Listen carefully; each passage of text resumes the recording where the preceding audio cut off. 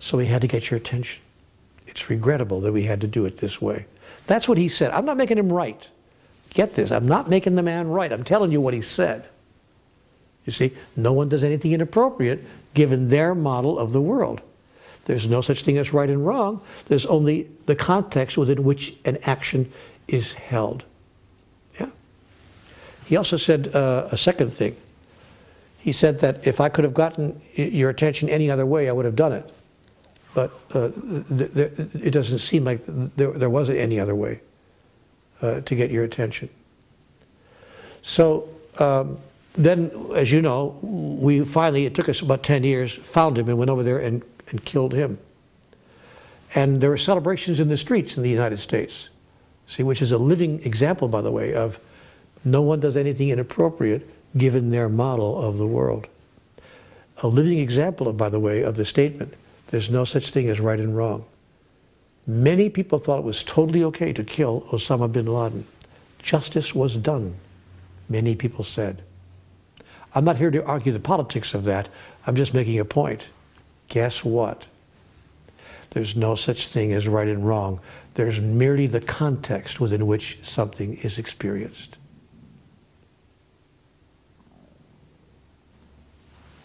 You know, these are not easy ideas to embrace. When God told me these things in conversations with God, I had a very hard time with them. I had to release and let go of all of my old notions, all of my old teachings, what my parents taught me, what my culture taught me, what my society taught me, what my church taught me. I had to let go of all of my ideas about right and wrong. Not easy to do.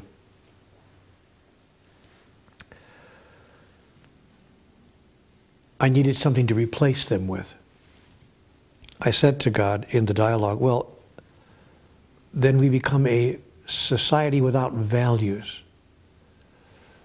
We don't even have a measuring stick anymore. We don't even have a means by which we can measure or decide upon one course of action versus another. If there's truly no such thing as right and wrong, how do we even proceed with our lives? How do we make choices and decisions? And God said to me, well, you don't have to call something right or wrong to make a choice or to make someone else the bad guy for the choices they made. You don't have to get into any of that. I'm not suggesting that you create a life without values. I'm suggesting that you change the values with which you create life. And I said, okay, well, great. What would be the new values? If right and wrong is not, I mean, my gosh, since I was 5 years old, I learned about right and wrong. If that's not a value system that I can count on, then what would be? God said, substitute for the right and wrong judgment the following assessment. Does it work or does it not work? Depending on what it is you're trying to do. So God was suggesting that we trade righteousness for functionality. Righteousness for functionality. May I give you a really simple, if vivid example from my own childhood? I grew up a Roman Catholic, and Roman Catholics taught that birth control by any device, contraception, pills, prophylactics, any innocent kind of, without using any other device or any other tool, you were not supposed to interfere in any way with the possibility of conceiving a baby. That birth control by any means, well, I should say that the method of abstaining or perhaps withdrawal was okay with the church, but none of the other ones were. I remember that very clearly. So as a very young married man, I remembered those teachings. I was no longer a practicing Catholic, but boy, did I remember those teachings. One, it was wrong. Birth control was wrong. And so I had these ideas of right and wrong around all of that. And then God spoke to me, even in those days. I kind of got to clarity, wait a minute. Maybe it's not about right and wrong, that is moral issues. Maybe it's not a moral issue. Maybe it's an issue of functionality. Maybe what's wrong would be to have, so many children on the planet because we think that birth control is not okay, that we wind up overpopulating the world. And maybe the question is not whether birth control is right or wrong, but whether it works or does not work depending on what it is you're trying to do. That's a question that I began to ask myself later when God gave me this insight in conversations with God, applying that logic to everything, to every choice and every decision. First, look at what it is you're trying to do. What are you trying to accomplish?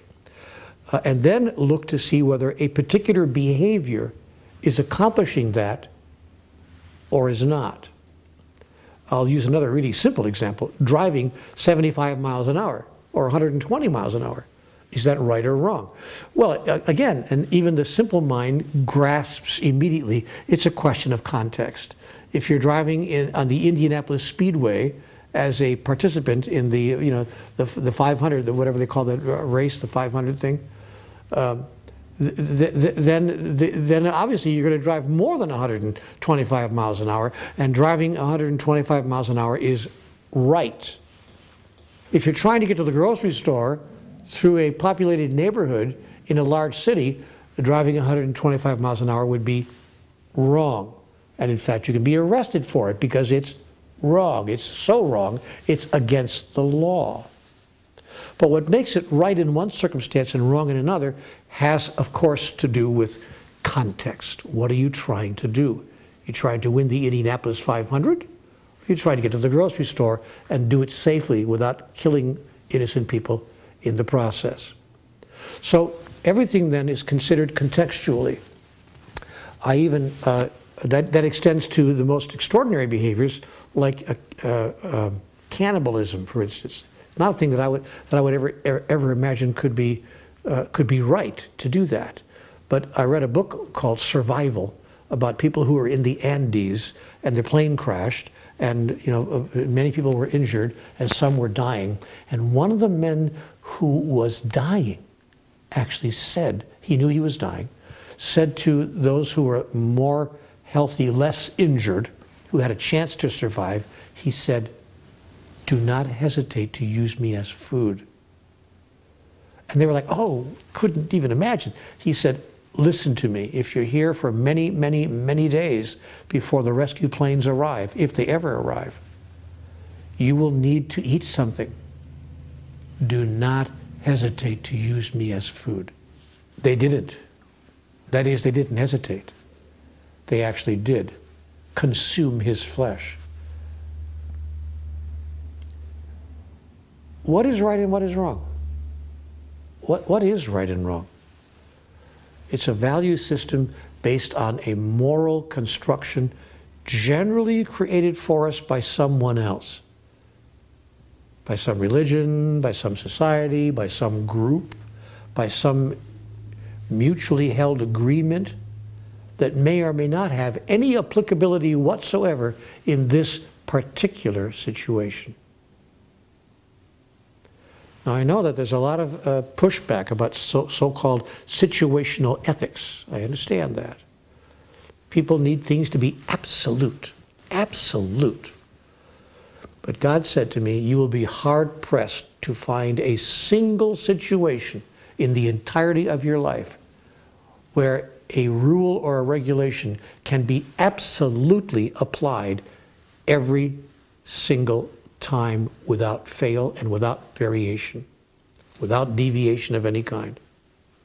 So, having made that clear, I then can understand how a person could make a choice or a decision that they've made within the context of life as they were moving through it. Therefore, my ability to forgive, we're talking here about the forgiveness process. My ability to forgive suddenly expands enormously when I understand a number of things, not the least of which is I have rarely done in my life something that I knew ahead of time was wrong, or what we would call wrong. I can't remember too many times. There were a couple of times, I will admit it, when I knew it was wrong, to do this, like, when I was 12 or 10 and, stealing that candy, swiping that candy bar from the counter, or when I was a younger man and had an affair and I knew it was wrong. I mean, I was single, but the other person was married, and I knew it was wrong to do that. I knew that. Wrong, given the ground rules we've all laid out in the world. But even then, I don't know about you, I don't know how your mind works, but even then, at some level, I went to, but it's okay in this instance because we love each other. And she's not loved by her husband. In fact, she's being mistreated by her husband. And she's talking about leaving her husband. And she's just trying to find a little smidgen of happiness here, a little smidgen of hope. And I can bring to this person, a new and rich experience of being loved in life. That's called rationalization. See, we all rationalize our behaviors, even though we know it's wrong, or at least judged to be wrong, said to be wrong by society at large, or even though we know it's against the law. You're not supposed to go through a red light. You're not supposed to go through a red light. But guess what? It's 3:30 in the morning. There's no one around for miles. I'm going to go through this red light. Or paying taxes, or whatever. So you know what? We all find a way to rationalize our behaviors. Nobody does anything they don't want to do, and nobody does anything inappropriately, given their model of the world. God understands all that I've just told you. God understands something quite larger than that, much larger than that. God understands that we have no idea who we are, or why we're here, or what we're doing, in the day-to-day of our lives, that we're really like little children. We are like little children. Now, let me ask you this. If your child or your grandchild, let's make it your grandchild, even if you're not old enough to have grandchildren, we all understand how grandparents are, right? They're really pretty wonderful people most of the time. Most of them are. So let's say you have a 3 or 4-year-old grandchild who does something that's wrong. Do you forgive them? Do you forgive a 2-year-old or a 3-year-old? Is forgiveness even part of the process? Or do you understand everything I've just told you here? But you would say to me, if you're that skeptic at the lecture, oh, Neil, for heaven's sake, that's not a fair example. The child's only 3 years old. She doesn't know the difference between right and wrong. Neither do we. Neither do we at 30 or 50. We don't understand the difference between right and wrong because we know intuitively at a deep, deep, deep cellular level that these constructions are artificial, having nothing to do with our reality in the moment. We're making it all up. God understands that you don't know what you're doing here. Did you hear that? God is very clear that you don't know what you're doing here. We said earlier there's no such thing as right and wrong. There's only what works and what does not work, given what it is you're trying to do. But of course you would have to know what you're trying to do.